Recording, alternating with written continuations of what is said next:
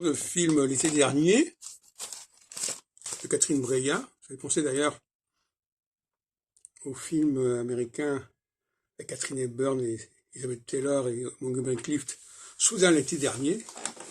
Ça donnait la somme, hein. Passons. Et c'est un film donc de femme, Catherine Breillat, et ça se repère immédiatement. Les valeurs qui sont véhiculées dans ce film sont des valeurs féminines, au regard de mes théories sur les topiques sensoriels. Alors le problème qui se pose, c'est dans quelle mesure est-on obligé de raconter ce qu'on a fait? Passer de l'acte lui-même au récit, au commentaire sur l'acte. Et justement, c'est ça le problème du ça féminin au niveau de la parole, c'est qu'il y a une désinhibition de la parole et que tout ce qui existe, toutes les informations qu'on a reçues, qu'on a vécues, il faut forcément la faire circuler, il faut forcément la transmettre, etc. Et ça, ce sont des valeurs féminines.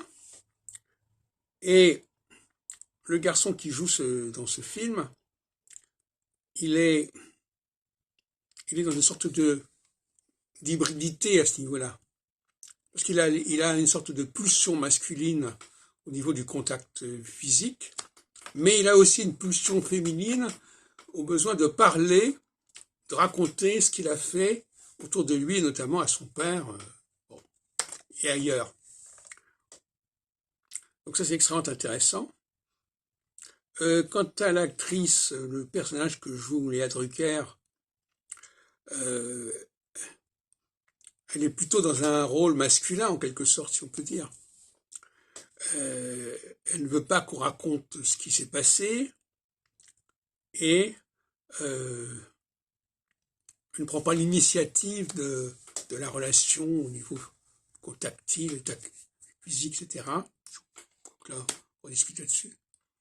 Mais je trouve que ce film est extrêmement toxique et je ne suis pas étonné qu'il ne soit distribué que très parcimonieusement dans la région parisienne, que notamment sur Montparnasse, par exemple, il n'y a aucun cinéma qui le joue.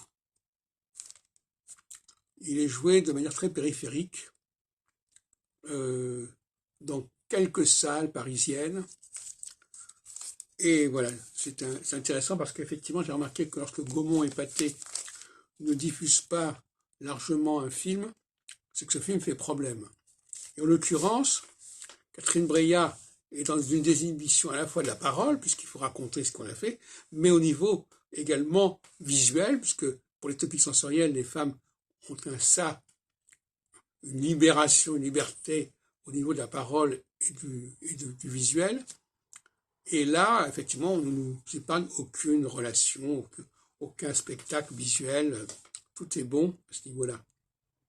Donc on est à la fois assailli visuellement et également les personnages, en tout cas le personnage Samuel Kircher, le jeune Kircher, lui, il a besoin de s'épancher, il a besoin de raconter ce qu'il a vécu, hein. Et donc là aussi, il y a un surpoids interne de la pensée qu'il n'arrive pas à contrôler, et une incontinence verbale.